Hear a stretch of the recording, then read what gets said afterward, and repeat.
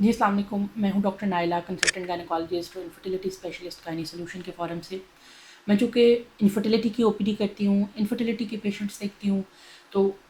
By default मेरे पास दोनों patient as a couple report होते हैं, मेल भी और फीमेल। मेरे पास जो पेशेंट आता है वो मुझे कहता है कि डॉक्टर साहब मैं शिलाजीत या सलाजीत इस्तेमाल कर रहा हूँ, तो क्या मुझे कंटिन्यू रखनी चाहिए या मुझे इसका कोई फ़ायदा होगा? तो फिर मैंने सोचा कि why not I do research on it. तो मैंने मुख्तलिफ पेपर्स पढ़े और मैंने इसके ऊपर रिसर्च की, तो मैं I thought to share it with you. अच्छा, जो शिलाजीत है ये बेसिकली एक न्यूट्रिशनल सप्लीमेंट है और बहुत अच्छा एंटीऑक्सीडेंट है। अब इसके क्या क्या फ़वाइद हो सकते हैं, वो ये है कि सबसे पहली बात तो ये कि चूँकि एक बहुत अच्छा एंटीऑक्सीडेंट है, यानी बॉडी के अंदर ऑक्सीडेटिव स्ट्रेस को रिड्यूस करता है, तो लिहाजा ये बात स्टडी के अंदर साबित की गई कि जो पेशेंट सलाजीत यूज़ करते हैं उनके अंदर डीएनए फ्रेगमेंटेशन यानी कि जो डैमेज स्पर्म्स होते हैं वो कम होते हैं और जो हेल्दी स्पर्म्स होते हैं वो ज़्यादा होते हैं। तो लिहाजा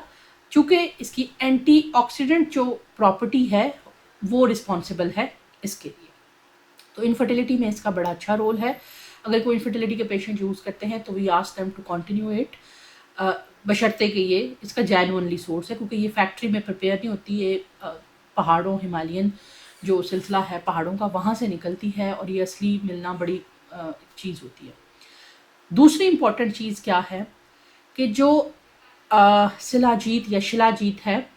ये बेसिकली टेस्टोस्टेरोन बूस्टर है, यानी कि ये टेस्टोस्टेरोन हार्मोन को हाई करती है। जब टेस्टोस्टेरोन हार्मोन हाई होता है तो it automatically increases the generalised wellbeing, overall body energy बेहतर होती है, it improves the sexual performance and it also improves the muscle mass, यानी बॉडी की जो मैस है, जो मैस्कुलिन स्ट्रक्चर है, जो हड्डियों का कैल्शियम है और स्ट्रेंथ है, ये ऑटोमेटिकली बेटर हो जाता है। तो so it has this role which I have already told. तीसरी इंपॉर्टेंट चीज़ क्या है, क्रॉनिक फटीग सिंड्रोम, यानी कुछ लोग ऐसे होते हैं जो कहते हैं कि वो मुसलसल थकावट का शिकार होते हैं। तो वो लोग होते हैं जो कहते हैं कि जी वो काम करते हैं तो थक जाते हैं और फिर जब रेस्ट करते हैं तो ठीक हो जाते हैं। ये पेशेंट बाकायदा पेशेंट होते हैं और ये कहते हैं कि हम 10 घंटे सो के भी उठें तो हम थके हुए उठते हैं, जिसको कहते हैं क्रॉनिक फटीग सिंड्रोम। तो क्रॉनिक फटीग सिंड्रोम ये एक्सपेरिमेंट बेसिकली रैट्स के ऊपर किया गया और उनको उनके अंदर क्रॉनिक फटीग सिंड्रोम को इंड्यूस किया गया और उसके बाद उनको ये सप्लीमेंट दिया गया, तो उनमें देखा गया कि ये इसके सिम्टम्स काफ़ी हद तक बेहतर हो गए। तो लिहाजा इसको हम वैलिडेट कर सकते हैं ह्यूमन्स पे भी, और ह्यूमन के अंदर भी इसका जो है वो बड़ा अच्छा रोल है। अगली चीज़ जो है वो हाई एल्टीट्यूड सिंड्रोम। कुछ पेशेंट ऐसे होते हैं या कुछ लोग ऐसे होते हैं कि जब वो बुलंद पहाड़ों पे जाते हैं तो उनको एक फोबिया सा हो जाता है, खून के अंदर ऑक्सीजन की मिकदार कम हो जाती है, बेताबी सी होना शुरू हो जाती है, बेचैनी होना शुरू हो जाती है और उनके बॉडी के अंदर एक तनाव आ जाता है जिसको कहते हैं हाई एल्टीट्यूड सिंड्रोम।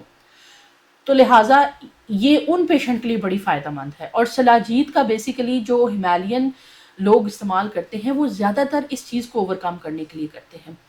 तो लिहाजा इसके अंदर भी बड़ा अच्छा इसका रोल है। अगली इम्पॉर्टेंट चीज़ कि अगर आप सलाजीत को लॉन्ग टाइम के लिए यूज़ करते हैं तो ये एक दिमाग की एजिंग की जो प्रॉपर्टी होती है, बीमारी होती है अल्जाइमर डिजीज़, जिसमें हाथों में कपकपाहट, यादाश्त का कम हो जाना, यादाश्त का लॉस हो जाना, उसके अंदर बड़ा अच्छा रोल इसका देखा गया है कि अगर आपकी फैमिली हिस्ट्री अल्जाइमर की है,